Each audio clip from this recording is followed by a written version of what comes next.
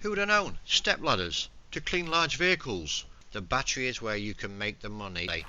These can turn a pretty penny. Or, just for fun, you could get it stuck on top of the roof like that.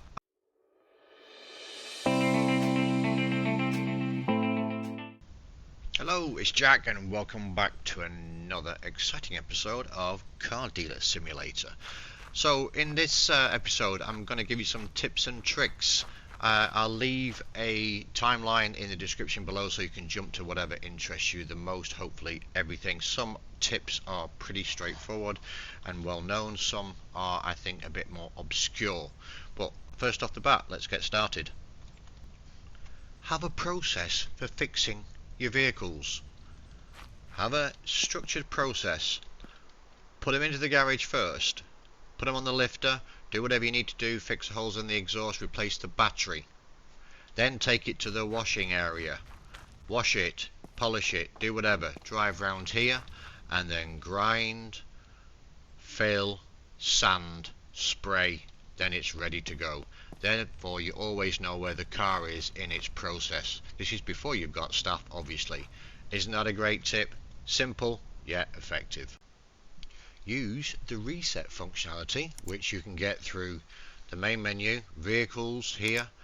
If you bought a car and it's sitting miles away because you didn't want to tow it back because you didn't take the trailer or it's undrivable, just click the reset and it will place it in one of your sales bays. There is a cooldown period of about 2 minutes, I believe it is. I think this was originally programmed so that if you get a vehicle stuck you can reset it. And when I say a vehicle stuck, it's very easy to get a vehicle stuck in this game. You can get it stuck between trees, you can get it stuck on the rocks, or just for fun you could get it stuck on top of the roof like that, and by resetting it, it will appear over there in the sales bays, and then you've fixed the car and reset it. People are using the reset though for bringing cars back to base much more quickly after you've purchased a car. Okay, so it's a little trick. Again, there is a cool off period of 2 minutes, so you can't do them dink dink dink dink like that. You've got to wait and then okay, so that is the reset. Great little tip. Take the time to find the abandoned vehicles. As you get notified through the email system, go and pick them up, because you can drag them back here, you can reset and drag them back here, you can use them at a later date when you're in a position to fix them up properly, or steal parts off them and fix them when you have the machine part fixing piece of equipment. Okay, so well worth it. They're free and they're going to pay you back as you get further on in the game. The cars will not appear on the big map. They will only appear on the mini-map in your bottom right hand corner, and as you can see they will appear as basically a brown spot, not the junkyard one, brown, because junkyard is more purpley kind of ish, not purpley but you know what I mean. It's not the same colour brown, it's a lighter brown to show you where the vehicles are actually situated. Okay, so nice little tip for you there. Everything in your storage locker, which is here, is available when you are fixing the cars and doing them up. You don't need to carry it in your inventory specifically, okay, as in your personal inventory. The inventory you do need to have on your person when you're doing deals or you're selling a car or buying a car is candy and cigarettes, if you intend to gift the buyer or the seller so you can get an extra shot at doing a negotiation. Okay, handy tip. Don't get rid of the parts that are not fully 100%, because at some point you can buy the part fixer machine, whatever it is, where you can fix parts up. Okay, so don't get rid of your parts. If you run out of storage, right, if you've got 150 here, you've also got personal of 25. If you do run out of storage, well, you can actually make use of any one of your vehicles that you may have that maybe not fixed, not running or whatever. For example, you can open the trunk here. You have 20 units here that you can also put inventory into. Just have in mind knowing where you do put the inventory. Obviously the larger the car, the more inventory you have. For example, your lovely red truck here, you get 60 units, so you can put stock into there as well, or inventory into there if you start running out of space. Of course you don't want to sell the car with inventory in it, but it's a good little hack if you need extra space. If you've got a lot of cars that you want to run through, these are getting ready for when I upgrade, so I can run all these through with a employee, so he can weld them all and fix them all up, not weld, clean them all up and do all the grinding and all that good stuff. However, method in the madness, all these cars parked over here are not fixed up. They all run, but they're not fixed up. All these cars over here are ready to be sold. Just an easy way to keep your cars separate so you know which ones are ready and which ones aren't. Again, comes back to the whole process of having stuff going through the garage first, workshop to fix them up, then wash them, and then, like I said, fix up the bodywork, and Bob's your uncle. What you might also want to do is to do the odometer after you've fixed everything up. In the odometer, as you probably guys are aware, you can use the odometer to roll back the mileage. Come to the front door, click E, there you go, you can then roll back the mileage. Okay, another little tip for you. One tip regarding the odometer, the sweet spot, if you count these numbers here, 1, 2, 3, 4, 5, 6, as in the position of the numbers, the sweet spot for cars kind of above 100,000 is round about the fourth number, 1, 2, 3, 4. So if you start manipulating this number here, you're going to get more of a percentage decrease in the mileage than you are with any other position. You're going to range from between 17 and 24% decrease, depending. There's also must be some sort of random logic in there as well. But that is certainly, I've found to be the sweet spot for vehicles over 100,000 kilometers to roll back on. When it comes to vehicles between the kind of 40-ish to the 75, 80 mark, you might want to still pick that position there, 1, 2, 3, 4 here. Obviously, if this is a lower mileage car, you might want to move one more back. It's just, I don't know what the science is here, but it seems to work generally in my favor between, as I said, 17 and 24% reduction. Not a lot of people know that. Interesting one, this one. Selling cars. Your ads, add an advertisement. Let's add this one, that's the only one I've got in the sales area. Let's add some images. Well, not very good images, to be fair. Obviously I took these in the dark, but doesn't make any difference on the sales price as far as I'm aware. Okay, it's telling me the market value is $30,000. So if I put $30,000 in, you can see, oh, I'm nice and blue there. Well, let's try and put that to $40,000. Changing color. How about $50,000? Now I'm too much in the red there. What you're looking for generally is getting it just before or just above the first B for bonus here, which I believe is going to be around about $45,000. It's too much, so maybe $47,000. I'm bang on the money. Now you might think that's ridiculous because it's all the way in the red. Doesn't make any difference. Yes, it may take longer to sell, and yes, some people might just come and look at it and get a bit angry and just walk away, but trust me, you will sell it. And the point here is that if you set it at 30,000, right? If you set that at 30,000, you've no wiggle room, okay? So this was obviously estimated at 30,000. I'm asking 47. If I put it at 30,000, there's no wiggle room. Put it at 35,000, you've only got 5,000 wiggle room. I've got 17,000 there where I can negotiate with the customer. And to be fair, if you wait long enough, somebody will offer you the asking price. Generally, it might take 2 or 3 days, but if you can afford to sit on it, you're guaranteed to get good money back. Okay, it's a little known fact, but it seems to work. Go for as much of the red as you can afford to, not afford to, but as you'd like to, and it will sell. General note on buying cars. You're looking for cars where you can do the most work to get more bang for buck, because although you have to pay your electricity bills and the water bills and Sam's whatever that is, I have no idea, scammer, to get that money back you need to do as much work on the vehicle as possible. So in the early stages of the game you want to be looking for a visual condition of literally poor. Okay, that's going to help you a great deal. In terms of this condition, you want either drivable or not drivable, depending on what is wrong with the vehicle. I'll give you the tip on that very shortly. However, what we're looking for now is visual condition is poor. Why do I want visual condition poor? Because that means I'm going to be able to do more to the vehicle, which is kind of free, apart from the small bills you have to pay. I'm going to be able to wash it, I'm going to be able to wax it, polish it, and I'm also going to be able to do the body work on it. If the body work is already good and it's already been washed, there's not as much that you can do with that vehicle to increase the price. Okay, so you really want to be looking for vehicles that are in poor condition and potentially not drivable. But here's the next tip: be careful with cars that are not drivable. Let me show you why. This beautiful car, as I say, is not drivable. Okay, however, you could say, well, just fix it up and then it's drivable.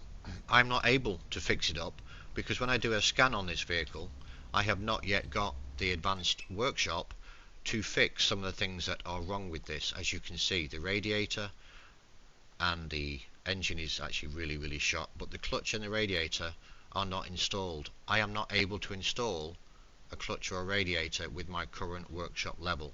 Therefore, this car is sitting here waiting until I upgrade, so I will then be able to fix the vehicle and then I can sell it. Okay, so just be wary when you do the scan. Depending on what's wrong with the vehicle, you may have to have the workshop upgrade first before you can fix it. That also goes with some of the other ancillary parts, which are the shock absorbers and also the brakes and stuff. If you don't have the lifter, you can't fix them. But even when you have the lifter, you still can't do the clutch, the radiator and the engine. Okay, you have to upgrade the workshop to the next level to be able to do that. Okay, a lot of people don't know that. Speaking about repairs, before you've got the lifter, the only way to go into repair the vehicle is through the bonnet or the hood. Even though you can still see everything, it tells you that if you wanted to fix something, you would have to use the car lift. Okay, use car lift. However, the things that you can fix without using the car lift, for some bizarre reason, you're able to fix and patch up the exhaust catalytic converter through the hood. Bit strange.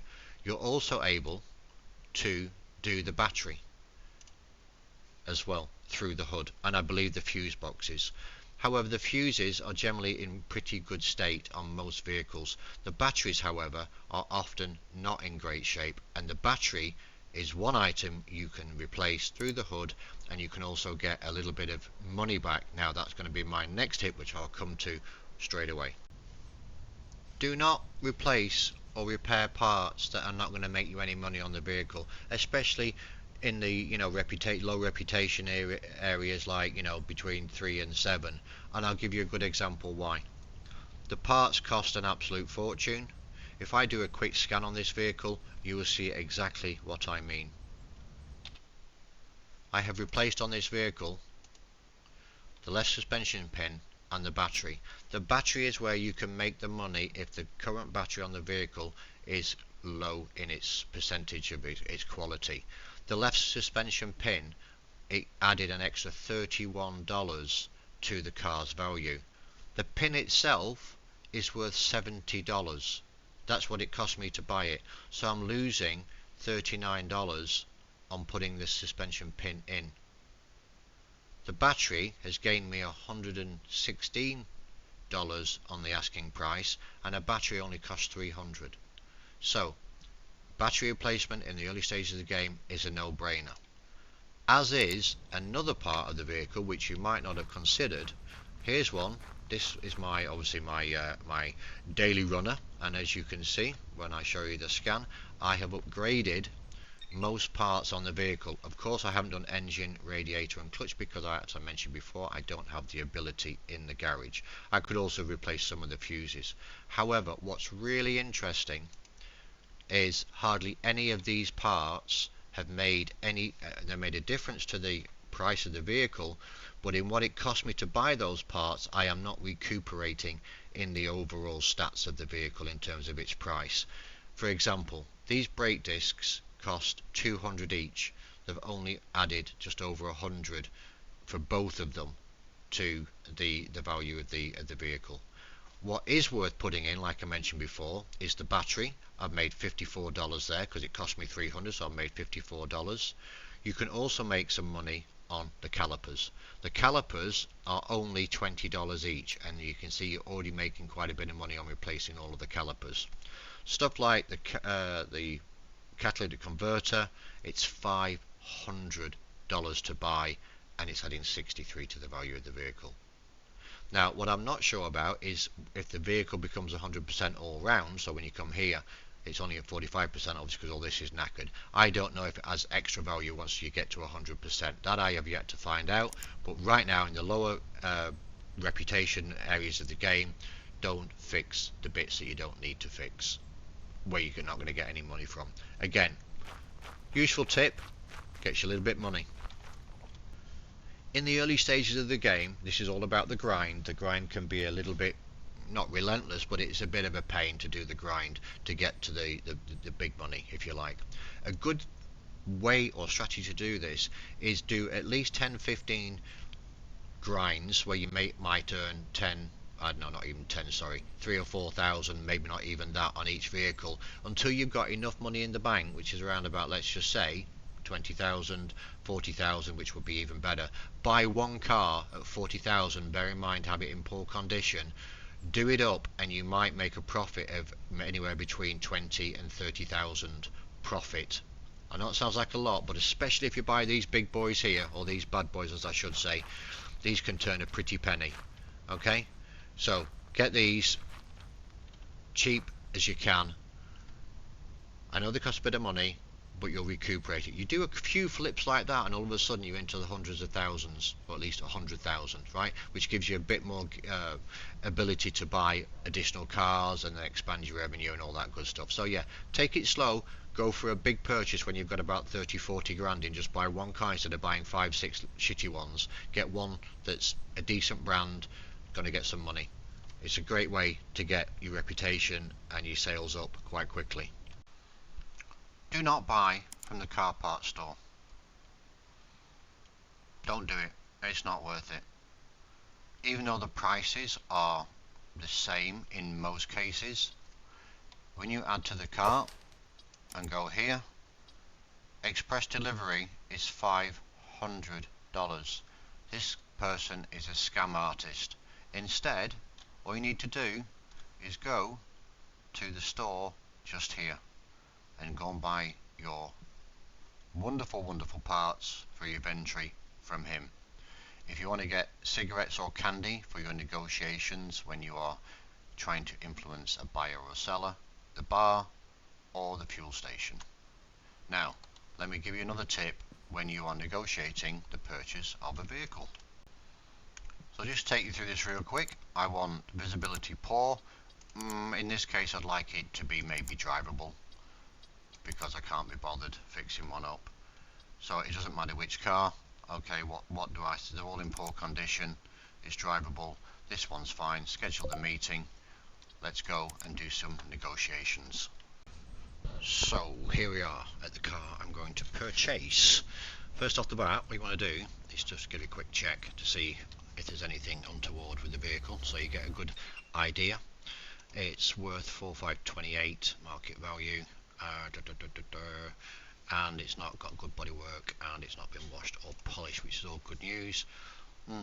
It's drivable, so none of this should be 0% or not installed. Have in mind that if it's 0%, it will also be act as not installed and therefore not drivable.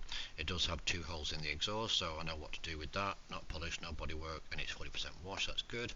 So let's see if we can negotiate. You can see I've got my cigarettes and my candy. Cigarettes for males, for the men, and candies for the women. Not sure how that stands up in today's society, but anyway, let's have a chat with him. One thing you should know, when it's asking a low price, you can't lowball too much. And if you do go too low and they come back and give you exactly the same price, so if it's worth 20,000, you lowball them like at maybe 12,000, and they say no and they stay at 20, you've got to go up in your offer straight away, otherwise you will lose all your chances very quickly because it just won't move. So for this guy, I'm going to offer him 3.2, and he's... Oh, no, cat. Yeah, you see, so I've got to go up straight away, so I'll offer him 3.4. And now he's coming down. 3.4. I don't know. Okay, it's also the more you offer, the more he's going to come down. So if I offer 3.5, he's not really I moving. don't know. But if I gift him now, so I give him a cigarette, I get another chance. So I said 3.5. Okay, okay. Okay, yeah, calm Good. down, calm down. Good, good. 3.7. We're at 3.8. He didn't move. Okay, so I don't know. I'm going to reject that. I don't really want it. And you'll notice that. Sorry, mate. You didn't. Yeah, you're sorry. Calm down, calm down. I didn't bring my car with me because sometimes I find it just as easy to run backwards and forwards from where the cars are if they're quite local. Yeah, and it saves me then having to hitch it up. And well, of course, you could just do the reset. But again, there's a time limit on that, as I mentioned before. Okay, upgrades, which is here. A couple of things not to bother with. Don't bother with this. It's 10,000, right, to get this built. But then you've got to fill the gas up. This is basically the gas pump hub where you can fill up your cars and everything else. As far as I'm aware, by filling up the car, it makes no bit of difference to the value of the vehicle. Maybe it does later on in the game, maybe it does with higher value vehicles, but I haven't seen the value of filling up the gas tank. And just take a trip down to the gas station, because it might be 10,000 for this one, but you've then got to pay 70,000 for the actual the gas container down at the gas station, as in the big gas trailer that you have to buy. Additional fuel tank, again, at level 2, no purpose. Modern building, additional fuel tank again, who really cares? So I wouldn't bother with that upgrade. Car wash, of course, is very nice to get the upgrade as soon as you can at level 2, because you get the waxing and the polishing, which gives you the added benefit. When you sell the car, you get like +7 or +5% on top of the overall value of the vehicle. And then here, yeah, you can hire a worker to wash the car, which is nice, which brings me very nicely to my next tip, which is the reason why I've stockpiled all these cars here that need to be repaired in some way, shape or form. Yes, I still have to wash them by hand, which doesn't take too long, but they also need to be sanded, filled and ground, and then sprayed. So what I will do when I get my next upgrade, I will be able to hire a worker, and then I'll be able to stack those cars up, and the workers, depending on how much you pay them, how good they are, will be able to clean those cars up in terms of the grinding and everything much more quickly than you can do. So when we look at the body shop workshop, hire a worker to take care of body workstation for you. That's the biggie. That will save you a lot of money. Yeah, and that's why I have accumulated so many vehicles. Okay, then I think I've touched on most of the tips I wanted to give you today. Actually, just remembered a couple more. One, don't sell cars that don't run or in rusty like this. I believe it reduces your reputation. You can sell them, but your reputation will come down. Second tip is don't do this. If you don't know how I managed to do this, then yeah, I'm sure you'll figure it out. On the outside perimeter here, there are some wonderful ramps that you can use to jump and have a great time flipping your cars over and damaging them as well, which is just a bit of fun in the game, I guess. And last but not least, mileage plays a big part in all of the cars, obviously. Depending on the mileage, you get more bang for your buck, and also where you can, go for either these bad boys here or the P4s. This is a P4 with all the windows in. These go for pretty good money, to be fair. I mean, this one alone, although it's not even ready for sale, is pretty good. You can get, okay, made 7,000 straight off the bat, and I don't think I've actually done anything with this. It's not even polished. I haven't done the bodywork. It's not washed, and yeah, it's a runner. But again, you get pretty good money on these. So I paid 19. I'm going to make 7 if I just flipped it as it is right now. You can get these in excess of up to 50,000-60,000 if you get a decent model. So yeah, just some food for thought. Well, that's it for now. So I hope you enjoyed those tips and tricks, and I hope it'll make your gameplay a little bit more exciting, a bit more interesting, and get you to those big bucks quicker than you would normally. Anyway, without further ado, thanks for watching, thanks for listening, and Jack is out.